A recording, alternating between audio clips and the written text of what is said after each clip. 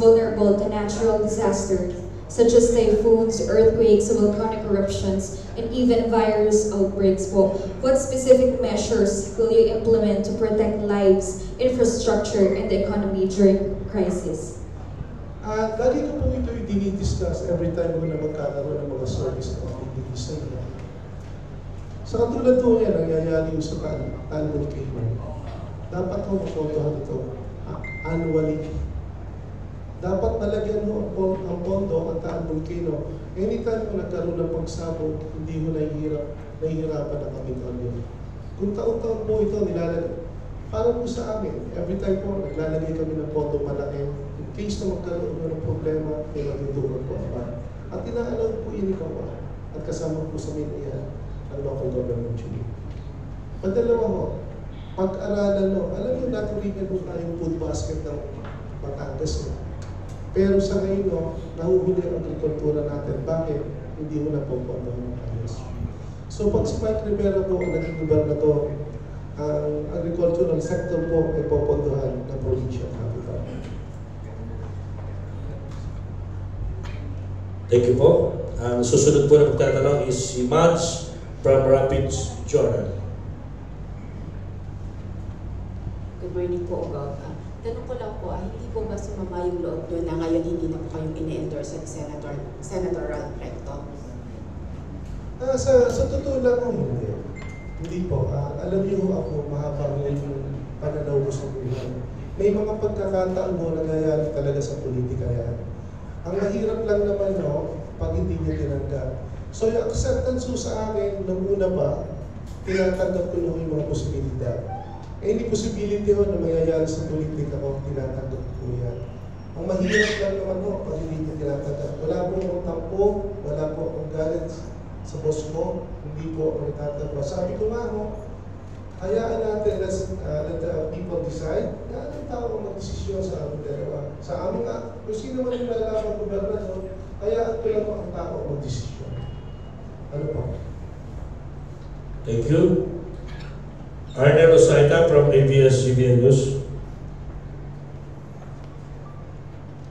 Good morning, Dov. Naunahan ako ng tanong niya. Tanong ko rin sana yung tanong niya na nung una, nung inaayos niyo pa lang yung pagtakbo niya ng governor, magkasakti kayo nila Governor V. At ano po nangyari? Bakit nagkaroon ng paghihiwalay? Siguro, ito yung lagi sinasabi ko, ganito yung talaga yung politika. May pumapasok at may umaalis. So, mahirap po i-elaborate sa ganito sitwasyon. Pero ako ho, sabi ko, tinatanggap ko ho lahat na nangyayari sa akin. At wala ho sama na doon kay Senator Recto, kala Governor P, sa lahat ng nagluto. Ganun po talaga ang politika eh. Kailangan mag-adjust ka, kailangan tanggapin mo.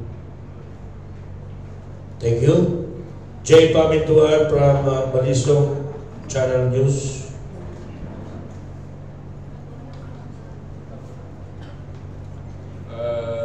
Ano naman po yung natin? Ano po yung balak yung i-promote? Paano po yung balak i-promote ang tourism ng Batangas? Ano po yung mga strategy ninyo upang mas mapapalago ito? Bigyan lang kita ng isang aspeto.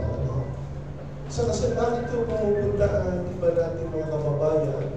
Una ho, pumupunta ng Cebu, bakit pumupunta ng Palawan, bakit pumupunta ng Boracay, samantala may mga beaches tayo.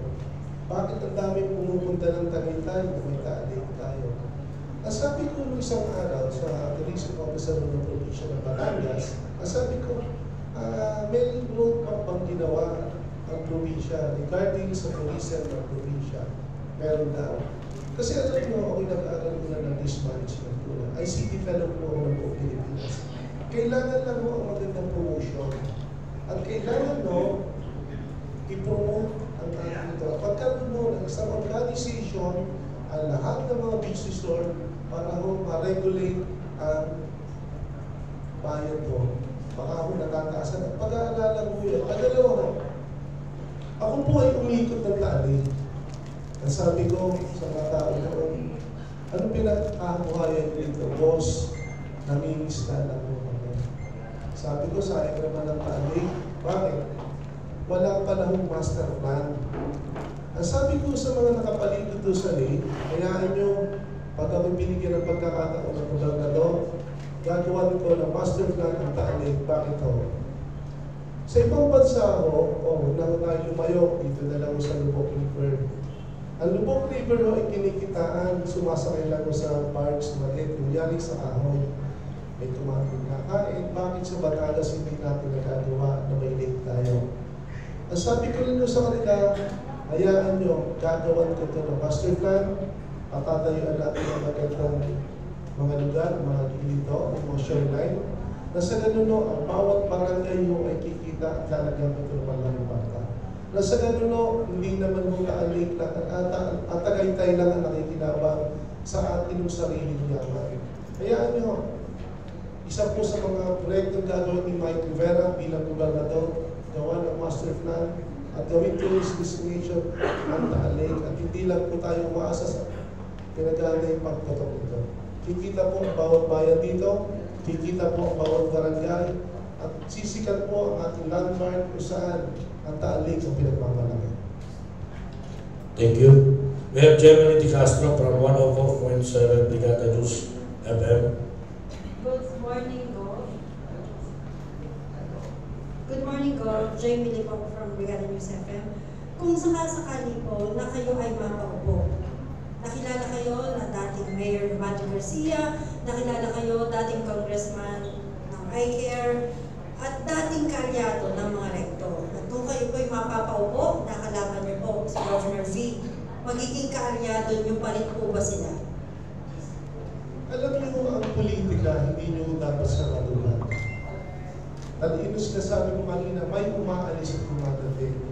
Hindi ko po sinasaraduhan na balang araw magkakasama ulit kami. Politika po ito eh. Ang mahalaga lang po ito ngayon, ang maipakita ko sa maraming tao na gusto kong maglingkod sa probinsya ng Batangas. Ganun lang po, hindi ko po sinasaraduhan ang relasyon namin nila Senator Recto, nila Governor V, na balang araw, magkakasama-sama po ulit. Thank you. Now we have Sir Levi Gonzalez from 88.7 FM. Morning po sa inyo pong lahat. Tanong ko lamang na, napansin ko kasi t-shirt niya Liberal Party at bakit napili po muli niyo na bumalik sa Liberal Party? Dati po kami member ng Liberal Party, liberal lang po nasa Kongreso. Pinili ko po ang liberal dahil alam ko na ito. Sa akin po palagay, ang Liberal Party ang napupusuhan ko ang pagkatag na partido sa kasalukuyan. So, liberal pa rin po ako. At alam niyo naman ang spirit ko ng liberal at voluntarism. Kaya lagi ko sinasabi sa maraming tao, pairalin natin ang voluntarism at tignan natin kung sino yung tamang tao po sa probinsya ng Batangas. Thank you. We have Joseph Fulga from Headwind News Publishing. Good morning po. Mayroon pong mga na sila po may mga kandidato po na artista at yung iba po ay talagang England po kasama ng mga pamilya. Sa inyo po, kung sasali po papalarin po kayo sa magiging governor niyo po, ano po ang yung magiging strategy na gagawin niyo po? Strategy po sa laban? Sa laban niyo po. Punta niyo po. Alam niyo yung strategy, hindi dapat sabihin dito. Masusunod ko ako. So ako'y makikisama lang, ipakikita ko lang kung sino si Mike Rivera. At tas pipiliin ko na pakisamahan ang masang tatanungin. Mas pipiliin ko na pakitaan na mas magandang programa ang mga nasa laylayan. Kasi lang may lumang kailangan. Pupunta rin din naman ako sa mga urban city, pero alam niyo yung mentalidad ng mga taga-urban, napakagagaling niya. Ito sila mga rural, ito nasa laylayan na dapat puntahan dahil sila hindi nakakarinig ng mga informasyon. So, sila ho ay ihaw sa tao na nagmamahal sa kanila. So, mas mabutihin ko na puntahan mo lang yung mga laylayan.